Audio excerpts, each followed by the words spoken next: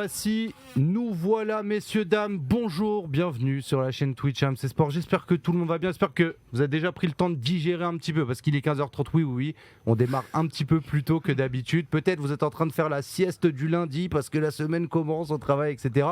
Mais nous, on a décidé de ne pas perdre de temps, on va aller très très vite et aujourd'hui je suis très content parce qu'on reçoit Pierre-Yves Bihan et Antoine Bihan, alors, chacun des cracks dans leur domaine, on va dire hein, quand même. Pierre-Yves, pour ceux qui ne le savent pas, c'est le premier podium d'un Français au Tourist Trophy, la course de moto la plus dangereuse du monde. La course la plus élitiste du monde, la plus compliquée, mais je pense la plus satisfaisante du monde aussi en même temps, qui se passe sur l'île de Man. Et ton frère, du coup, Antoine, qui lui fait la même chose, mais sur le jeu Tourist Trophy, quoi. Ça se complète bien en vrai de vrai. Attends, je crois que ton micro, hop, je vais remonter, c'est bon, il est là.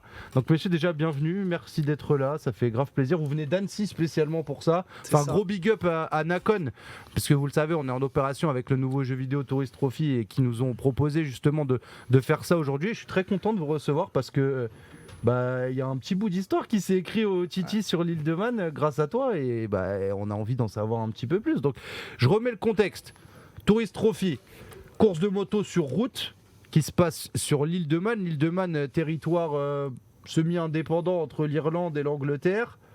Une île sur laquelle il n'y a pas de limitation de vitesse hors agglomération. Agglomération, je crois que c'est du 30 et quelques. Ouais. Mais dès que tu sors de l'agglomération, c'est open bar. Ouais, et donc, vous faites un tour de l'île qui se fait à peu près 60 km, 260 virages en 18 minutes sur des motos surdopées. Pas forcément de barrières ou quoi mise à disposition. Vous êtes dans des conditions naturelles. Et donc, toi, tu as réussi à porter le drapeau français avec une deuxième place. Alors, c'est une épreuve particulière parce qu'il y a plein d'épreuves sur le circuit. Ouais. Mais voilà, tu as écrit une page d'histoire de la moto française, c'est assez incroyable. Et même comment tu arrives là, on va y revenir, c'est un truc de ouf. Mais déjà pour toi, avoir fait ce podium, comment ça s'est passé, t'es même venu avec ton casque qui est là, qui a du vécu. Attends, faut le montrer. Ah bah oui, vas-y. Alors pour te montrer que le casque il a du vécu, frérot, il y a les moustiques dessus qui sont éclatés un peu partout. Ouais, donc ça c'est ton casque de la course. Ouais, c'est le casque de la course, voilà, exactement. Et voilà, quelques moustiques avec les vitesses. Et puis tu peux voir même qu'on a des tear-off, voilà, au cas où à enlever si vraiment on prend un gros moustique qui peut nous gêner au niveau de la vue. Il y a plusieurs couches en fait de plastique, tu peux enlever une par une. Plusieurs couches de plastique, il y en a même derrière, en cas où vraiment on a un gros impact de moustique ou quoi. Et voilà, pour pas nous empêcher d'arrêter. C'est incroyable. Non, franchement, c'est un truc de ouf. Alors, juste pour revenir sur toi, donc toi, ça fait très très très longtemps que tu fais des compètes à moto. J'ai regardé sur ta page, j'ai déjà oublié, mais tu as été champion d'Europe en 2014, je crois, quelque chose comme ça. Ouais, c'est ça. Et en fait, tu es arrivé sur les qualifs de cette course-là, mais tu as marqué les esprits tout de suite. Enfin, tu as tapé dans l'œil des grands, enfin, tu as été tout de suite repéré pour tes talents. Mais juste, on va revenir bien en arrière.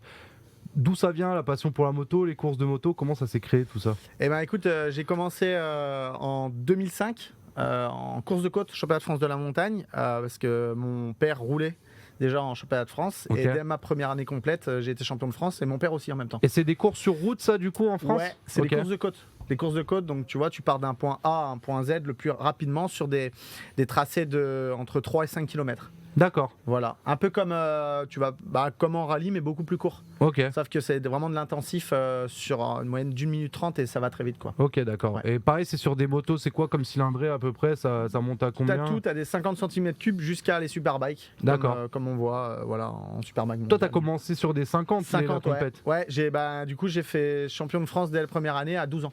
Okay. En 50 cm3. Ah ouais, ok. Et la petite anecdote, c'est que mon père a gagné aussi le championnat de France en 250 la même année. Ah oui. Ouais. Ah, vous faites le doublé, le doublé père-fils. Ouais, le doublé, c'est ça.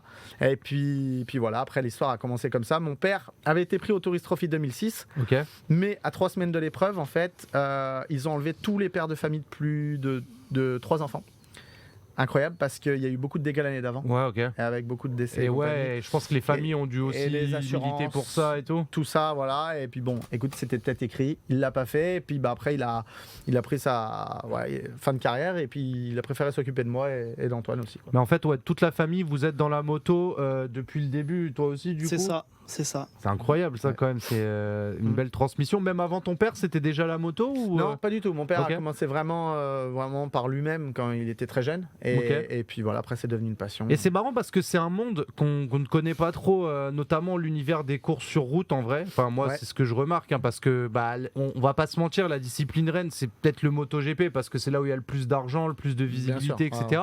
Mais il y a vraiment tout un écosystème des courses sur route. Ouais. Et en fait la reine des épreuves sur course sur route, c'est le Titi justement. Mais en France tu disais il y a des compètes, il y a des trucs, donc si ça vous intéresse, moi je trouve que les courses sur route ça a quand même un charme. Enfin il y a un délire, c'est très différent, tu vois. C'est c'est il y a atypique, il y a un ouais. truc que t'expliques pas et je pense que pour un motard c'est aussi particulier.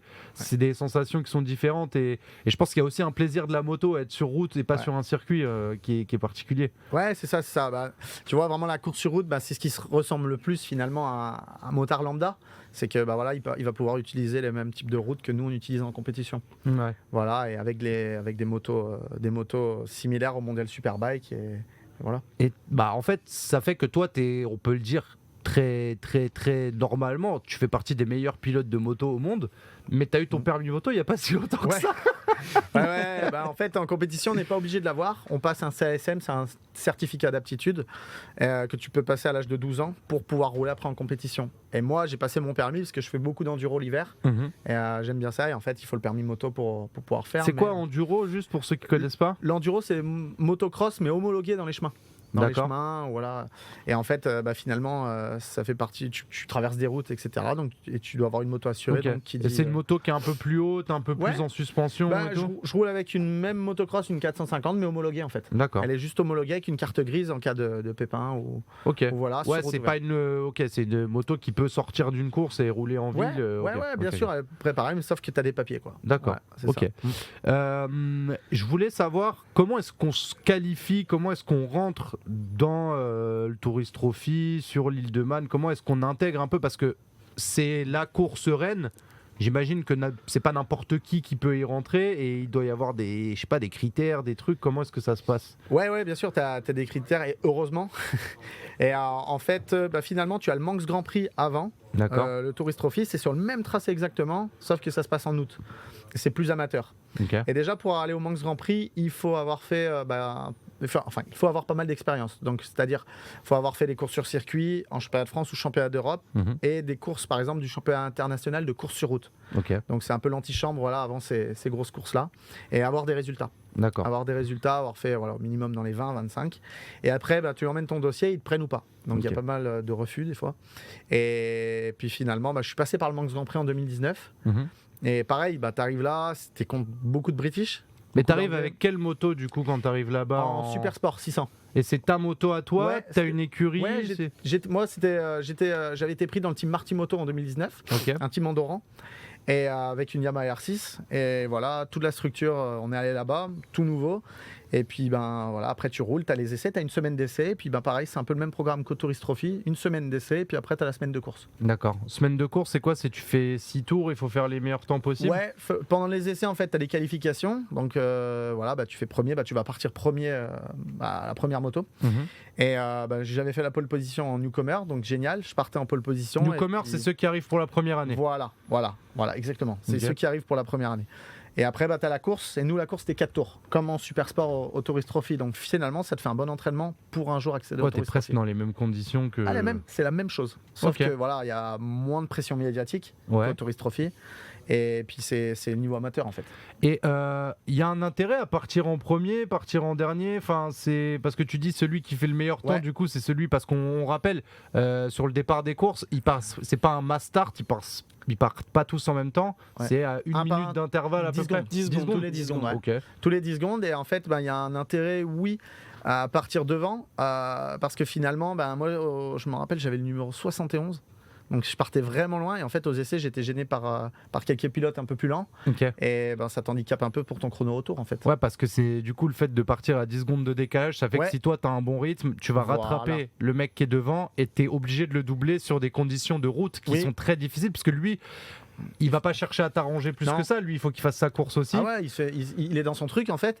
Et après, c'est à toi de le doubler où tu peux. Ouais. Et puis finalement, voilà, des fois j'étais gêné par 7 ou 8 pilotes. Et finalement, avec des très grosses vitesses de pointe, etc., quand tu coupes les gaz, tu perds beaucoup de temps. Hmm. Donc voilà, après j'ai fait ma course et partir en tête, t'es tout seul. Donc j'ai vu personne sur le tracé. Et puis j'ai eu la chance de gagner le Manx Grand Prix Newcomer en 2019. Ouais. Et donc, tu as tapé dans l'œil d'un gros nom en fait du Tourist Trophy, de ce que j'ai compris. C'est un peu ça l'histoire. Ouais, en fait, en 2019, j'ai l'écurie Patton en Italie. Le manager m'a tout de suite proposé de rouler en fin d'année dans son équipe.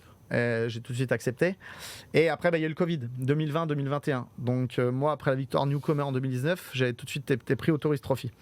Et du coup, annulé. Et donc, j'ai fait mon premier Tourist Trophy l'année dernière, en 2022, finalement. Ok. Et j'étais toujours dans l'équipe Marty Moto en Super Sport et chez Patton en Super Twin. Ok. Et en fait, ce qui s'est passé, c'est que j'ai eu Peter Hickman en coéquipier l'année passée en Super Twin. Alors juste, c'est qui Peter Hickman? Parce que pour toi et pour vous, je C'est pense le que boss. c'est un nom. C'est le boss. Mais là, Le pour boss. tous ceux qui sont là, qui ont découvert Titi avec le jeu vidéo, avec nous, avec les invités, c'est qui ce Peter Hickman? Alors, Peter Hickman, c'est le recordman du Tour au Tourist Trophy. Et Ok. voilà, il a déjà 13 victoires à son actif. Ouais. Et voilà. Ultra crack de la discipline. Ouais, quoi. c'est le meilleur à l'heure actuelle. Ouais. Mm. Et donc lui, il a sa propre écurie et tout et tout. Ouais. Il a sa propre écurie en Super Sport avec le team Trooper Triumph. Ah, justement, alors depuis tout à l'heure, tu dis super sport, super bike. Alors, Ouais. on va essayer de faire un peu la syntaxe de tout ça. Super sport, c'est quoi? Alors, Super Sport, ça va être les motos 600 cm3. Ok. Donc ça, c'est des motos, on va dire, c'est des cylindrés qu'on retrouve dans des motos Ouais. qu'on peut voir assez souvent Ouais, dans la rue, etc. ouais, C'est exactement. les premières motos Ouais. que tu as avec le permis moto, quoi. Ça va plus être la Super Twin, ça. Ok. Ça va être plus être des motos accessibles, un peu moins coûteuses. Ok. Et tout de suite, les Super Sport, par exemple, Super Twin, ça fait 100 chevaux. Ok. 100 chevaux. Super Sport, ça va faire 150 chevaux. D'accord. Et les Super Bike, c'est les plus grosses, ça va faire plus de 200 chevaux. Ouais, Superbike, après, c'est les 1000 et quelques, quoi. Voilà, Moi, c'est à ça. chaque fois, en C'est ça. référence, vous voyez le GSXR Hayabusa, l'espèce de truc de braqueur là qui lève.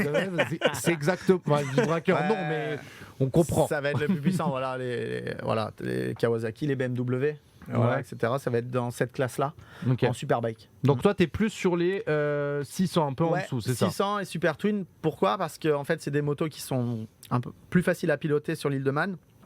Et en fait, il faut beaucoup d'expérience après pour bien faire avec une moto de plus de 200 chevaux. Et moi, c'était que mon deuxième TT cette année, donc j'ai préféré rester dans ces deux catégories et voilà, me donner à 100%. Plutôt que, voilà, c'est une course, il faut tellement d'expérience que j'ai pas voulu tout mélanger en fait. Et la question, c'est qu'est-ce qu'ils te demandent pour t'inscrire? Parce que moi, j'avais lu plein de trucs, mais je veux savoir ce qui est vrai et ce qui est pas vrai. Est-ce que c'est vrai que quand tu t'inscris au Titi, tu dois avoir ton testament prêt et tout et tout? Ouais, enfin, t'as un gros registre d'informations à donner, à Ok. remplir. Et voilà, c'est une course vraiment spéciale parce que voilà, on sait que c'est dangereux.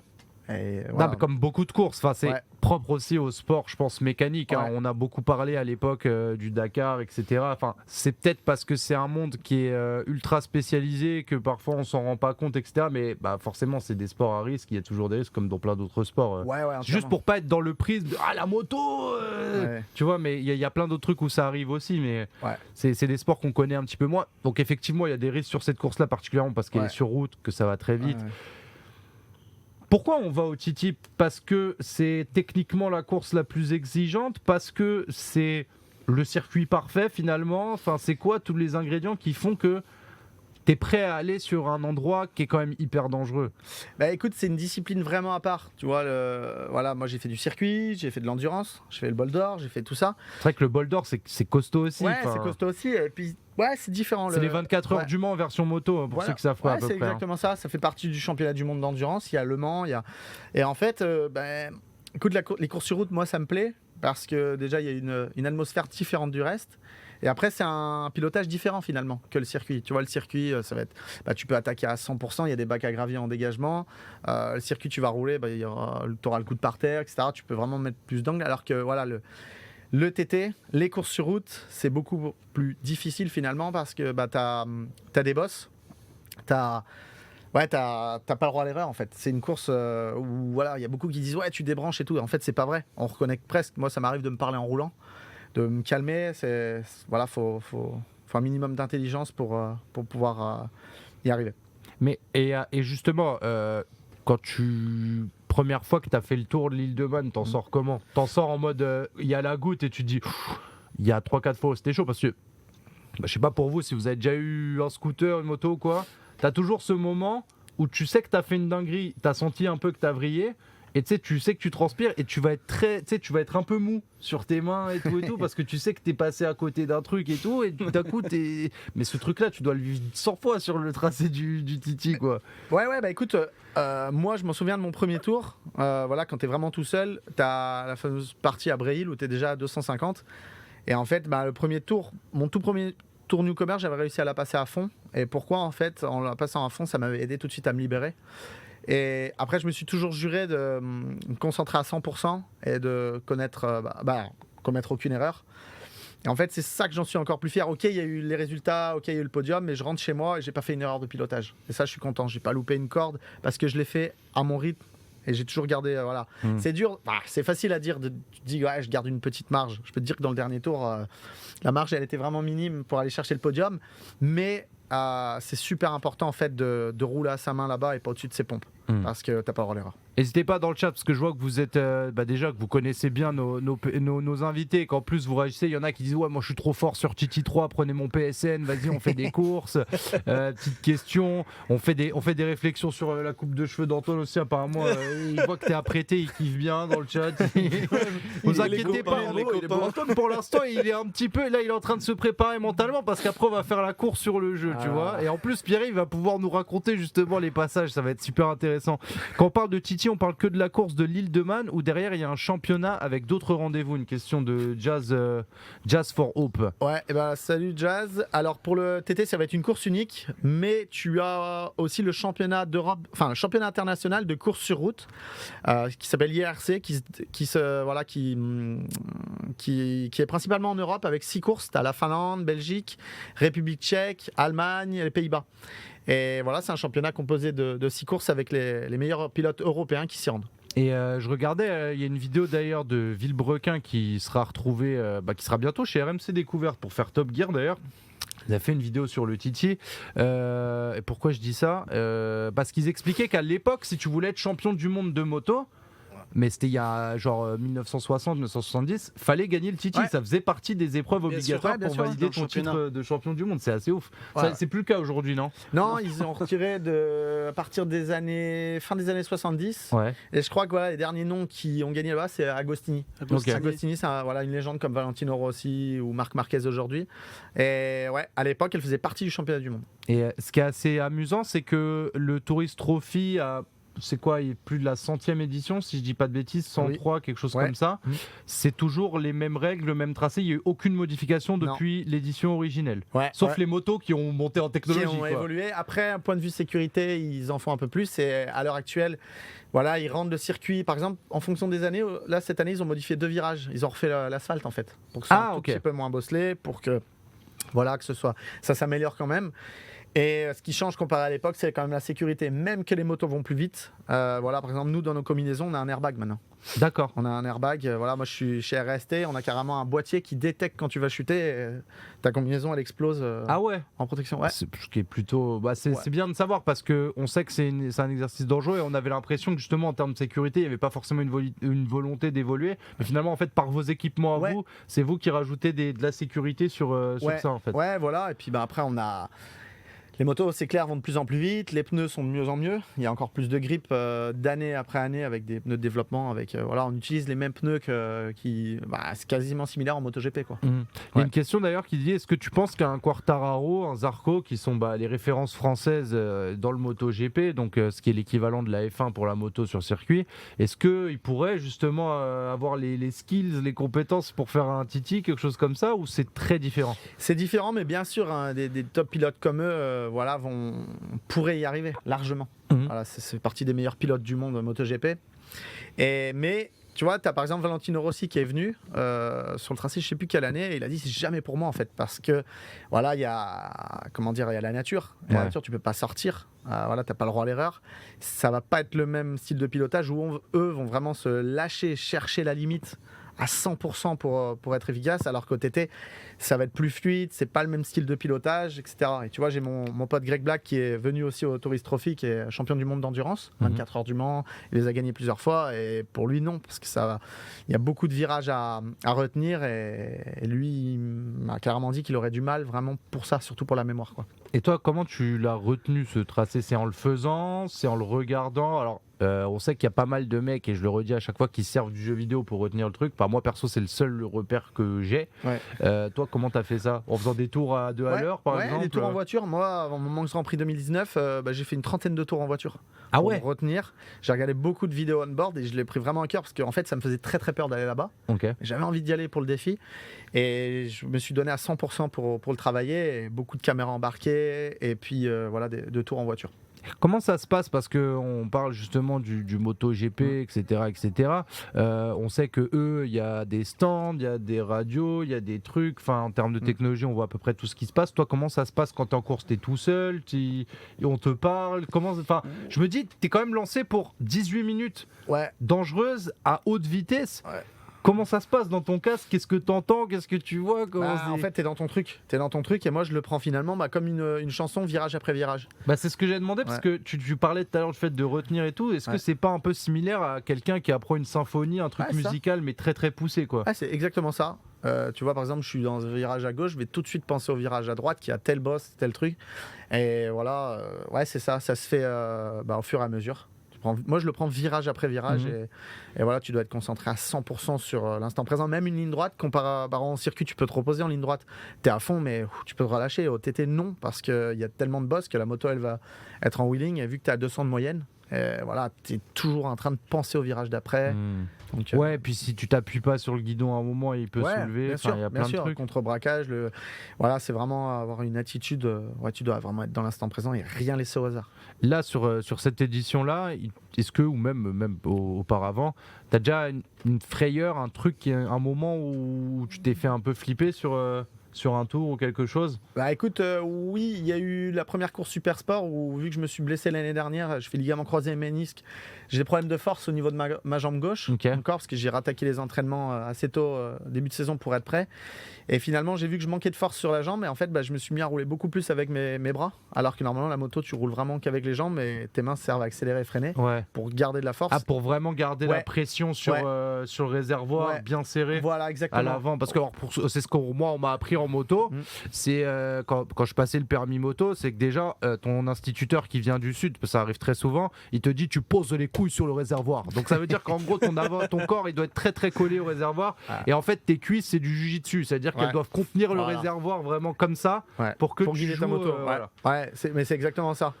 Et puis au Tourist Trophy, avec le nombre de bosses qu'il y a, il faut vraiment avoir beaucoup de force au niveau des cuisses, parce que t'es pas souvent assis sur ta selle finalement. Et là, il me manquait beaucoup de force sur les jambes, donc avec la Super Sport qui va plus vite que la Super Twin, je me suis mis à rouler avec les bras, et déjà au bout de 8-9 km, j'avais déjà très très mal au bras. Et en fait, j'avais fait un bon chrono en qualification avec le nouveau record français. Et j'avais vraiment à cœur de faire une très belle course pour l'équipe. Et en fait, je me suis rendu compte que j'avais plus d'avant-bras. Et en fait, ça devenait compliqué même de passer certaines cassures à fond, parce que ma main, elle voulait pas réagir, comme un espèce de syndrome d'éloge. Et du coup, là, j'ai commencé à me mettre 2-3 frayeurs, parce que dans un virage, ma main, le cerveau voulait couper, et la main est restée avec les bras tétanisés, quoi. Et là, bon. Donc du coup, après, j'ai calmé le rythme et j'ai fini la course pour finir. Et voilà, c'est la seule petite frayeur que je me suis mis, quoi. Toi, ton ambition justement autour de ça, parce qu'on le rappelle, t'as tapé dans l'œil d'une des références de la discipline, sur lequel on imagine vous allez faire des trucs sur longue durée, c'est vraiment d'être un nom qui compte dans l'histoire du TT, ou alors le TT c'est une étape et après tu veux faire autre chose? Enfin, comment est-ce que tu vois ça? Non, voilà, le TT finalement c'est une course d'expérience, donc c'est une course à long terme. Donc tu sais qu'en fait plus tu vieillis et plus tu l'as fait, plus tu vas être meilleur, a priori. Bien sûr, entièrement.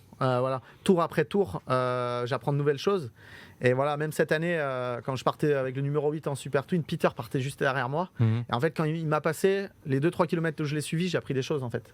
Tu le vois faire, voilà, et puis c'est une course d'expérience, voilà, comme me disent vraiment les Top Gun devant, il faut vraiment 5 ans pour vraiment tout connaître par cœur. Parce que ok, maintenant je connais par cœur les virages, mais la moindre bosse, et ben finalement des fois tu vas couper un peu plus que les mecs de devant, alors qu'il faut rester un peu plus. Eux, ils auront testé un peu tous les angles d'accélération. À 50 cm près, tu vas pas prendre le même mouvement avec la moto à haute vitesse, donc voilà. C'est pour ça que les mecs, une fois qu'ils performent bien, en général, ils performent encore et encore. Les noms comme Ixon, les Dunlop, qui sont, vous regarderez sur Google, c'est les gros noms de la course. Mais il y en a d'autres, il y avait Davy Todd. Davy Todd, ouais, bien sûr. Davy Todd, qui est ambassadeur du jeu, du jeu TT3. Et voilà. Et pareil, Davy, je crois qu'il y a 3 ou 4 TT, c'est vraiment incroyable ce qu'il fait. Tu vois, il a fait podium aussi au TT pour sa 3e apparition en Superbike. Ouais. Alors que moi, c'est en Super Twin et c'est vraiment génial. Davy, il a un énorme potentiel sur le long terme. Bah toi aussi du coup forcément. Ouais. Non mais on est la nouvelle génération. Après non mais je veux dire les personnes qui sont britanniques, nord-irlandaises, ceux qui sont les locaux de l'île de Man, c'est eux les meilleurs. Enfin c'est quand je regardais les nationalités qui font le TT depuis des années, c'est les locaux qui sont les meilleurs parce qu'ils tournent là-bas tout le temps, j'imagine. Ouais entièrement voilà, parce que voilà, ils ont cette course qui est proche de chez eux et ils ont ce genre de petites courses aussi en Angleterre, en Irlande, voilà, eux c'est vraiment course sur route, ils ont moins de circuits que nous en Europe. Et ils sont vraiment basés sur ces courses sur route, donc ils ont l'habitude d'avoir ce genre de tracé en mini. Et on s'en rend pas compte, et tu le disais tout à l'heure, c'est que nous en France, on le connaît peut-être pas si on n'est pas dans la moto, mais toi, il y a beaucoup de Français qui sont allés là-bas, donc qui sont dans le délire, qui vont regarder le TT sur place, mais je regardais des images sur Internet, localement, c'est un événement de malade. Les gens, pour eux, c'est un peu leur Tour de France. Enfin, j'exagère peut-être, mais tout le monde est au bord de chez lui, tout le monde regarde ça. Enfin, c'est une grosse fête là-bas, en fait. C'est un truc de ouf. Bien sûr, c'est une fête. Et puis finalement, même pour l'île, pour les habitants, etc., lorsqu'il y a l'événement qui dure 2 semaines, voire 3, 4, avec les gens qui restent un peu plus, même économiquement, c'est un truc de fou. Ah ouais ? Un truc de fou, il y a certains commerces qui font la moitié de leur chiffre d'affaires juste sur le mois de mai-juin, quoi. Ok, parce que oui, c'est vrai que l'île de Man, son existence, elle est très méconnue en dehors de cette course-là. C'est un paradis fiscal, et voilà. Ah oui, ok. Je me disais bien qu'il y avait un petit truc là-bas. Il y a même pas 100 000 habitants, il y a 35 000 entreprises, un truc comme ça. Ah ouais ? Ouais, bien sûr. Voilà, c'est un paradis fiscal et voilà, cette course est là-bas. C'est un paradis fiscal britannique. Donc vous, les Français, vous pouvez pas, je vous le dis, n'essayez pas déjà de déménager votre sirette ou je sais pas quoi. Ça ne marche pas comme ça, les gars.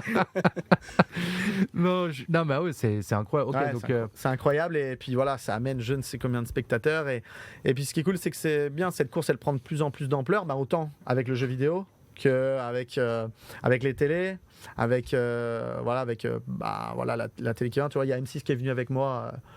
Ta perf aussi, ça aide quand même. Je veux dire, c'est con à dire, mais en France, il faut vraiment perf sur un podium et tout. Et à ce moment-là, on s'intéresse. Ouais, et puis ça avait vraiment pris de l'ampleur déjà depuis l'année dernière. Je loupe le podium de peu, je fais 4 pour ma première année. Et finalement, là, j'ai vu que voilà, les médias, les journaux, etc., sont beaucoup plus intéressés. Et puis, je trouve ça super parce qu'il y a beaucoup de passionnés français pour cette course sur route.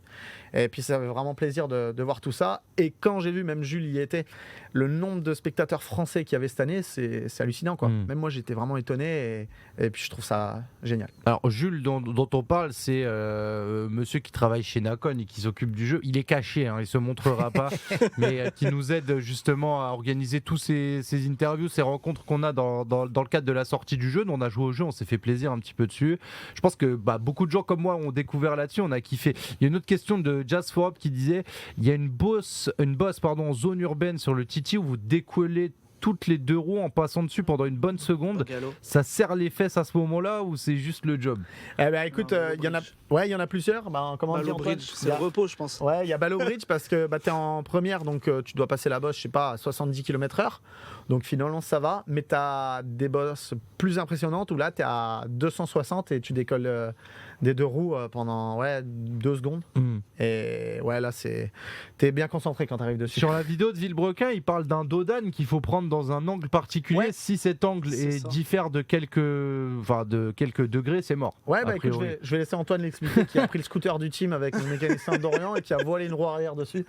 Alors, Antoine, et donc sur le grill, vas-y, on t'écoute. Qu'est-ce que t'as fait de ce scooter, putain? Avec le mécano l'année dernière, pour voir le circuit un petit peu, on avait fait le tour du circuit en scooter, donc on a mis 2 heures, je pense.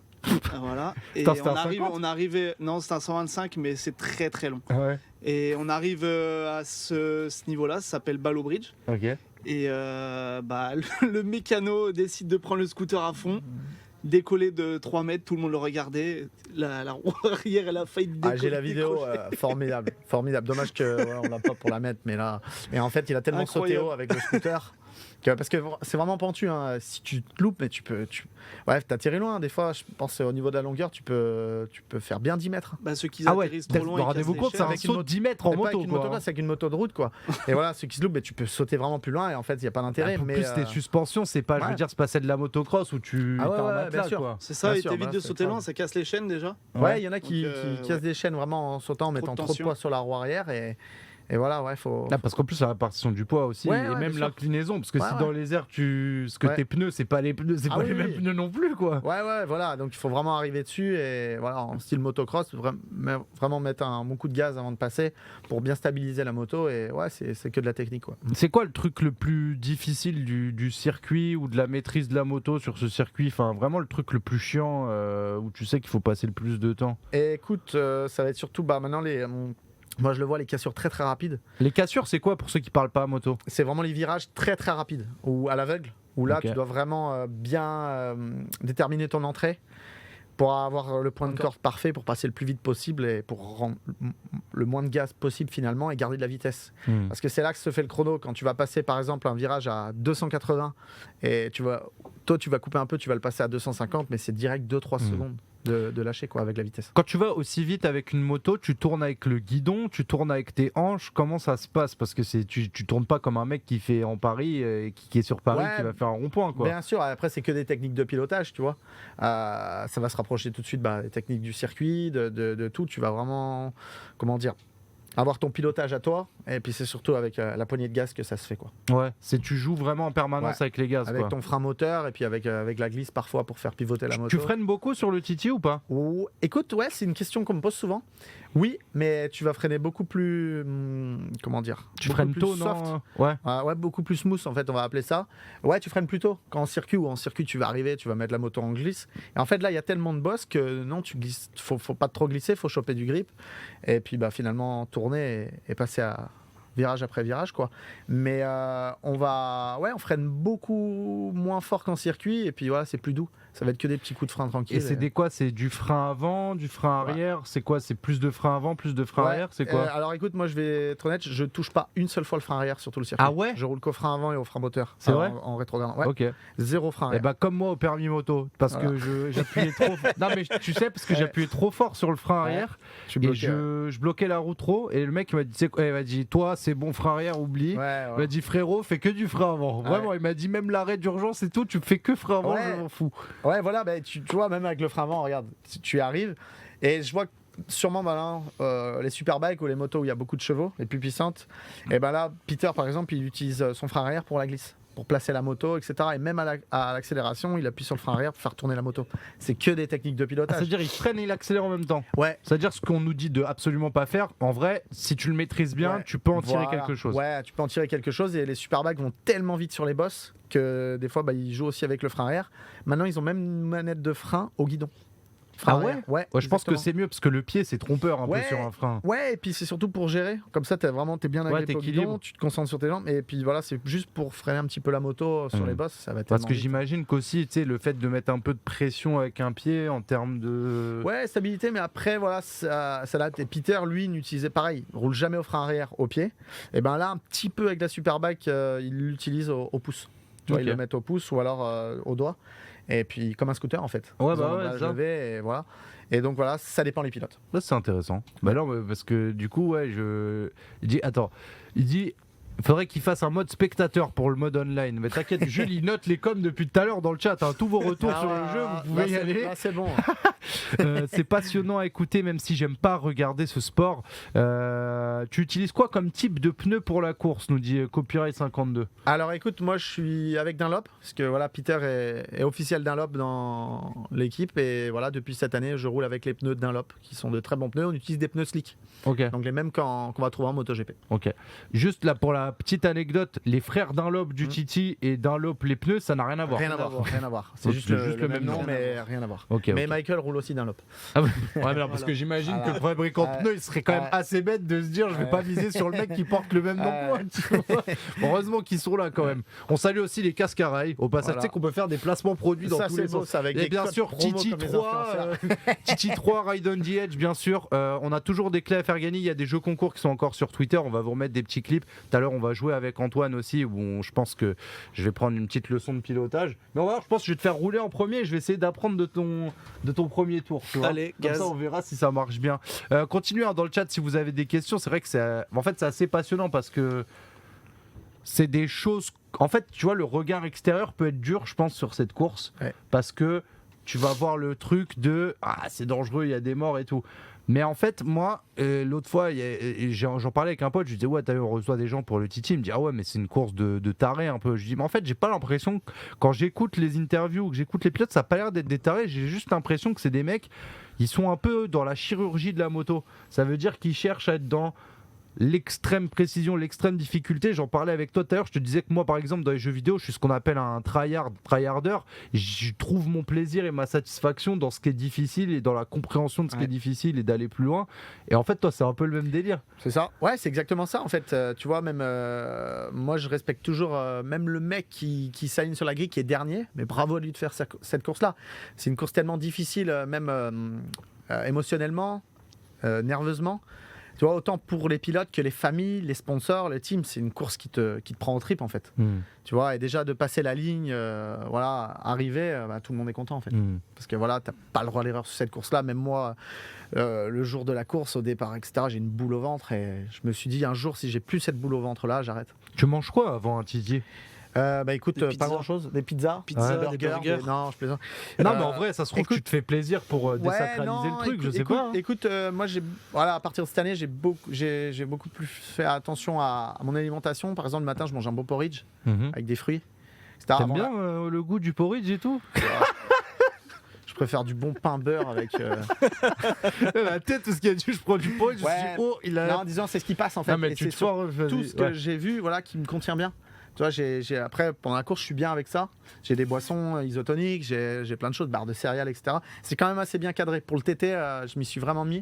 Même depuis le début de saison, je fais le championnat anglais. Il est tellement difficile, le championnat, que voilà, j'ai mis toutes les chances de mon côté. Mais le soir, t'inquiète pas qu'après la course, il n'y avait plus de porridge, quoi. Après, ouais, j'ai l'impression que c'est festif de fou à la fin de l'événement. C'est en mode festival. Ouais, parce que voilà, c'est une course où tout le monde se relâche. C'est une course de tension ultime. Et finalement, après, c'est génial. On va pas dire de blaze, mais tu me disais tout à l'heure que certains pilotes, c'est drôle parce que tu sais, ils font leur tour d'Île-de-Man et tout, ça sort, ça pète une clope, ça se pose et tout. Ouais. On dit pas de nom, mais non, mais ça montre que c'est assez folklorique, c'est un univers en fait, c'est un délire quoi. Ouais, voilà, c'est un univers, c'est un délire et en fait, tu fais cette course des fois, j'ai l'impression de me sentir encore plus vivant. Ouais. Tu vois, ça paraît un peu philosophe cette phrase-là, mais non, mais tu savoures ta vie parce que c'en est le cas et tu vois, je savoure vraiment ce que je fais. Et finalement, la semaine dernière, voilà, il y a eu la course et là, je pense déjà à l'année prochaine, quoi. Tu vois, il n'y a pas un jour, même il y a pas eu, même le matin, je me lève, je pense que la première heure, je pense déjà au TT, quoi. C'est ouf quand même. Ouais, mais je pense que c'est un peu la même chose. Il n'y a pas une autre course dans ta tête, genre là depuis. Si là, ça va être la Finlande, on y va dans 2 semaines. En Finlande, et puis il y a pas mal de courses avec la Belgique, Macao en fin d'année qui vont s'enchaîner. Mais le TT, c'est le TT. Putain, Macao aussi, mais vous faites tous les paradis fiscaux en fait. C'est quoi ce bordel? C'est ça. Non, mais c'est. Voilà, le TT, c'est le TT. Et je pense que c'est pareil pour les gars qui font les Jeux Olympiques. Ouais. Etc. En ayant discuté avec pas mal de sportifs de haut niveau aussi, que ce soit au judo, que ce soit. Les mecs, ils pensent à ça, quoi, parce que c'est leur vie, c'est leur truc. Et moi, actuellement, je vis pour ça. C'est vraiment mon kiff et puis j'en suis fier d'y aller. C'est une course que je respecte énormément, autant le tracé que tout autour. Donc c'est ça qui me fait. Et faire le beau tracé, faire les bons tours, faire les résultats, c'est le plus gros plaisir que tu as Ouais. dans ta vie? Ouais, voilà. Et puis, tu vois, par exemple, quand j'ai passé la ligne cette année avec la 2e place, c'était pas que pour moi. C'est un sport. Finalement, c'est pas un sport individuel, c'est un sport collectif. Parce que tu as tes mécaniciens qui font tout pour te. C'est vrai, ça conduire. représente combien de personnes un pilote? Parce que nous, on voit le pilote, c'est tout ce qu'on voit, mais derrière. Écoute, dans le team, il y a Peter et moi, on est une quinzaine. Ok. Il y a, on a l'hospitality avec même les cuisiniers, il y a Antoine qui vient m'aider, il y a les accompagnants, il y a les sponsors, même plus que 15. Tu vois, il y a des fois, on était même 25-30, il y a quelques sponsors qui viennent. Ouais, c'est un sport collectif, quoi. Quand tu vois, par exemple, par moto, on est 3 ou 4 mécaniciens. Voilà. Et puis, t'as les familles, t'as tout, quoi. Donc, voilà, c'est le résultat de l'équipe, quoi. Yes. On parle famille, Antoine, quand ton frère, tu sais qu'il va participer à cette course-là, toi, c'est quoi, c'est la fierté ou il y a un petit côté de... Ah ouais, j'avoue, c'est la course, je connais les pilotes, mais en même temps, je connais cette course, je sais qu'il y a des trucs relous. Enfin, comment toi tu le vis Parce que lui, forcément, pour lui, c'est un truc... il va la faire, il le sait, c'est son Graal et tout, mais toi qui es juste à côté, qui va l'aider et tout, c'est comment tu le prends? À la base, c'était un plaisir. Ouais. Plaisir juste pour les yeux, tout ça. Et après, je me suis pris au travail. Donc, c'est un plaisir de travailler pour lui tout le temps. Et toi, moi, tu t'es dit, il va, je suis avec je lui, fais j'y souvent vais, de la quoi. motivation, c'est massage quand il faut. Et beaucoup sont panoteurs. Ouais, il me panote. Voilà. Et puis, tu vois, moi, je l'aime bien. C'est quoi panoteur? C'est l'indication du temps, parce que sous le casque, il n'a pas une télé ou pour voir ses chronos. On se Donc, place. c'est sur un panneau, je vais mettre des chiffres, tout ça. Le résultat, en fait, il va mettre ma position, l'écart que j'ai avec le pilote devant et de derrière. Et tu vois, par exemple, là, cette année, j'avais 3 panneaux. J'avais un panneau à Balakrine, un panneau à Gouznek, à l'épingle avant la montagne, et un panneau à Pré-Krekniba. Comme ça, je sais où il faut mettre des coups de collier, où gérer ou pas en fonction de l'avance que j'ai. C'est toi qui choisis où tu mets tes panneaux? Ouais, Okay. Ouais, parce que c'est des points stratégiques. Et tu vois, moi je savais qu'il fallait absolument m'en mettre un avant Gouznek parce que dans la partie montagne, un mec comme George Brooks, il était un tout petit peu plus rapide que moi au qualif. Et voilà, c'est pour gérer un petit peu, et surtout que ça a été mon adversaire principal pour la course Super Twin. Voilà, c'était important de l'avoir à cette place-là. Ok. Là, je savais pas, c'est assez. Mais du coup, je me dis en termes de stratégie, savoir où te placer, les trucs, c'est aussi intéressant. C'est propre à chacun. J'imagine pas tout le monde les pose au même endroit. Non, bien sûr, ils sont tous différents. C'est l'endroit où le pilote il veut. Ouais. Et au Tourist Trophy, par exemple, comme il a dit, c'est 3. Sur les autres circuits, c'est 1. Ouais. Parce que les circuits sont bien plus courts. Et toi, le Titi, tu l'as fait en plus gros que le Scoot, du coup ou... Non. En camion. En camion. Ça va en camion, ça. Fiat Freedom. En camion, ça doit être bien relou, je pense. Les phases de montagne et tout, il y en a qui doivent être bien chiantes, hein, bien c'est long. Ouais, c'est long. Moi, j'avais pris je me rappelle, en 2019, j'étais arrivé 3 jours à l'avance avant le Manx Grand Prix. J'ai pris le camion du team, donc un Renault Master. C'était long. J'en fais 7 par jour. Toi, t'as l'habitude. J'ai une question. Est-ce qu'il suit quand même les résultats des autres courses moto comme MotoGP ou Superbike? À fond. Vous, c'est passion moto, mais je regarde tout, quoi. Je regarde tout. J'adore le Superbike, j'adore le MotoGP. Je regardais même le motocross. Même le motocross. J'ai des copains qui roulent, surtout en endurance, Superbike, etc. Donc j'adore regarder les résultats et je m'entraîne avec certains pilotes l'hiver qui font le championnat du monde d'endurance, le championnat du monde Superbike. Et voilà, c'est super captivant en fait. Et dans le monde de la moto, vous connaissez et reconnaissez interdiscipline, c'est-à-dire entre les mecs de la piste, les mecs de la route et tout. Ça se connaît, ça se respecte et tout. Ouais, bien sûr. Ouais. Et je pense que même les pilotes MotoGP regardent le Tourist Trophy. Ouais. Et vice versa. C'est un peu ça le sens de ma question. Ouais, bien sûr. Et puis on a de super discussions, etc. Il y a même certains pilotes Superbike qui, pour eux, c'est impossible de faire le Tourist Trophy. Pour eux, c'est trop dangereux. C'est pas la même chose. Ils sont vraiment attirés par cette course. Et tu vois, tu as des pilotes comme Greg qui font l'endurance. Et en plus, c'est un de mes meilleurs amis qui est venu au Tourist Trophy parce que voilà, il avait envie de voir le truc et je trouve ça génial, quoi. Okay. Je vais allumer la play parce qu'on va commencer à enclencher un peu la compète qu'on voulait se faire avec Antoine. Je voulais te demander avant ça, est-ce que tu as un passage préféré sur le tracé du Titi et un passage que t'aimes le moins? Comme ça, on pourra voir dans le jeu si... bien sûr. Bien sûr, j'ai la montagne. La montagne, c'est vraiment un kiff absolu. C'est magnifique. Je pense que même pour les spectateurs qui n'y sont pas allés, mais qui ont vu de nombreuses vidéos du TT, filmées, etc., la montagne, c'est magique, quoi. La montagne, c'est sur la fin du circuit. C'est la deuxième partie. Est-ce que c'est aussi un symbole de « Ah, ça y est, j'ai passé le cap. Là, je suis dans la partie où j'approche de la fin? Ouais, je suis plus à l'aise moi dans la montagne parce que c'est moins bosselé déjà. Et après, j'aime beaucoup la partie quand tu arrives à Krekniba, dans la fameuse descente, il reste 2 minutes de course et là tu dis ça y est, le tour il. Ouais. Tu il va sens être que tu vois le fini. bout. Ouais, tu sens que tu vois le bout, etc. Et puis le dernier secteur j'aime beaucoup et c'est là où, voilà, moi qui viens aussi du circuit, etc. où je suis assez rapide dedans. Ok, on va allumer le jeu, on va vous montrer un peu à quoi ça ressemble, ceux qui n'ont pas vu tout à l'heure. On va faire un petit concours, tu sais quoi, tout à l'heure. Tu vas prendre un blaze au pif dans le chat et on va lui faire gagner le jeu. Allez, Voilà, ça, ce sera cadeau, c'est toi comme ça, c'est toi qui choisis. Avec et plaisir. personne ne peut rien dire. Avec plaisir. On va juste se mettre sur le bon écran qui doit être là. Je vais aller chercher la manette parce que ce sera plus pratique. Alors je vous rappelle que là, on a parlé du Titi, la course. Bon, Pierre-Yves, c'est en France, tu peux pas faire mieux. Mais sauf que Antoine, sur le jeu Titi, en France, tu peux difficilement faire mieux parce que tu fais partie des 2 meilleurs joueurs de France, c'est ça? C'est ça. Et l'autre joueur français, c'est mon beau-frère. Non, mais la mafia, gros, arrêtez!